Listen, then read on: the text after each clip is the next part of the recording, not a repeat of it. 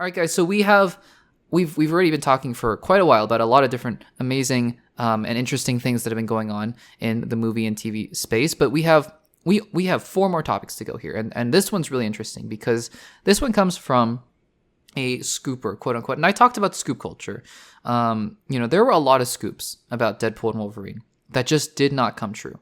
And these scoopers, what I would propose is that it would be a good thing to keep, not that we have to, rise up against the scoop culture or whatever, because we're talking about something that a scooper said here, right? And I'm not talking about it. I just want to be clear. This is not news. This is just me saying a scooper who gets some things right for sure. Like they got, some things right for Deadpool and Wolverine.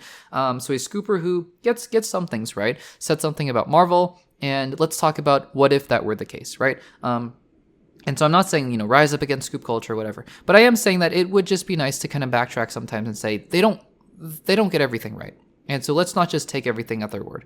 But a scooper, Daniel RPK, who, reveals a lot of things, has said something very interesting about the MCU. In particular, he says that Armor Wars and Blade are in doubt, and over the next few months, Marvel will decide their fate. Now, let's talk about Blade first, because we've been talking about Blade literally for 3 years. We've been talking about Blade. And that's because Blade has been in development hell for 3 years, right? And it's still in development hell because we don't have a director yet. We don't have a script yet. And that's what I wanted to touch on here, is the last thing we heard from other reliable reports a couple months ago is that Blade, who just ditched its writer and director again, I believe, is now, or I think it just hired Eric Pearson to do some either rewrites or touch-ups on the script or whatever, who just wrote, Thunderbolts and did a lot of writing for a lot of other MCU projects and kind of was a ghostwriter for a lot of other MCU projects. They've tapped Eric Pearson to write the script. We still don't have a director. And I believe the last we heard was the hope was we'd have a script and a director by the end of the year and hopefully head into production sometime next year.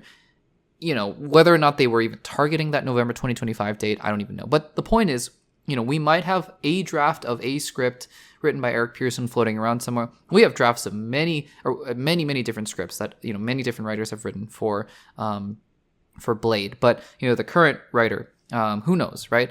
Who knows if we have a draft of a script going on. And I think that that's the key, is that if we don't even have a draft of a script and we have, if we have nothing really going on there, would it be that difficult to kill Blade?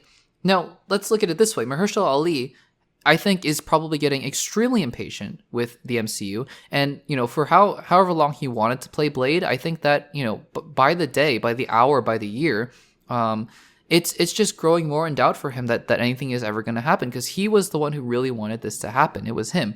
Now, in terms of the MCU continuity, I mean, we heard his voice at the end of Eternals, but we're not getting an Eternal sequel. He could still show up as Blade, but that's not what he wanted to do. He wanted to be Blade in a Blade film, right?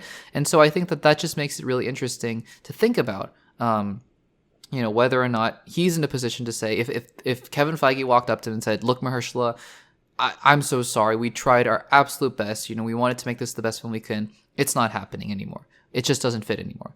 And I wonder if he'd be at a place where he says, no, I want you to keep pushing for it, or if he's like, let's just part ways amicably. We'll see. But I think Blade is in an interesting place. The other project that Daniel RPK mentioned is Armor Wars. And Armor Wars is interesting to me because at first it was a show, and now it's a movie. And it's never been really talked about ever since its official announcement, right?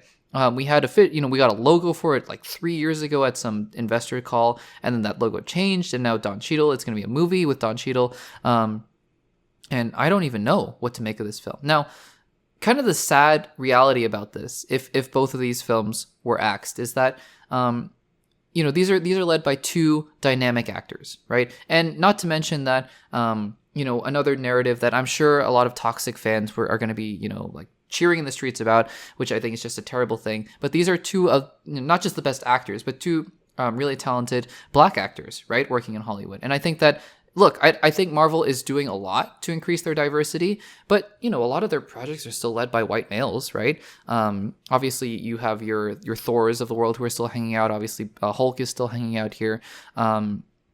They're doing better, though. They're doing better. But I think that just to axe these and then have, Fantastic Four, which I'm really looking forward to Fantastic Four, all-white cast, So I'm not to get, too much into that, because I know a lot of toxic fans are going to really, jump on me and jump on a lot of people for that. But I think it would be really a bummer and really not a great thing, if we lost not just two great actors in lead roles for these two films, Armor Wars and Blade, with Mahershala Ali, who is an two-time Academy Award winning actor, and Don Cheadle, who has done amazing work as well in his own right. It would be really sad to lose two films that were led by two of the most dynamic actors that are working today.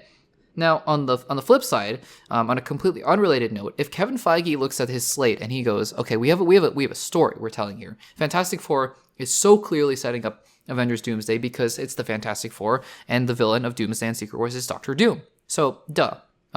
And then, on the other hand, Captain America Brave New World and Thunderbolts, it's all streamlining, right? Because those two films seem like they're very much related to one another, and it looks like they're going to be touching on, okay, who's in the Avengers? Like, what is the Avengers? What's going on here? Dark Avengers? I don't even know. Red Hulk in both of them? Maybe. So, okay, we have that going on in the movie side. And if Kevin Feige says, okay, I have a plan for Shang-Chi 2, which I hope is coming. I really hope is coming. And he says, I have a plan for Shang-Chi 2, and the rings are going to be important to Doctor Doom. They were going to be important to Kang, whatever. Important to Doctor Doom. Doctor Strange 3, probably very important. Spider-Man 4, probably. We're getting crowded. We're getting more crowded. And then we have our two Avengers films coming up in a couple years, right? And if Kevin Feige just looks at that and says, guys, I don't know. I just don't know. Like, in Phase 4, I would have loved to have made these films, he might say. But now, I just don't know how it fits in the story. Then on that note, I could more, I could more understand why Kevin Feige would be reluctant to move forward with these films.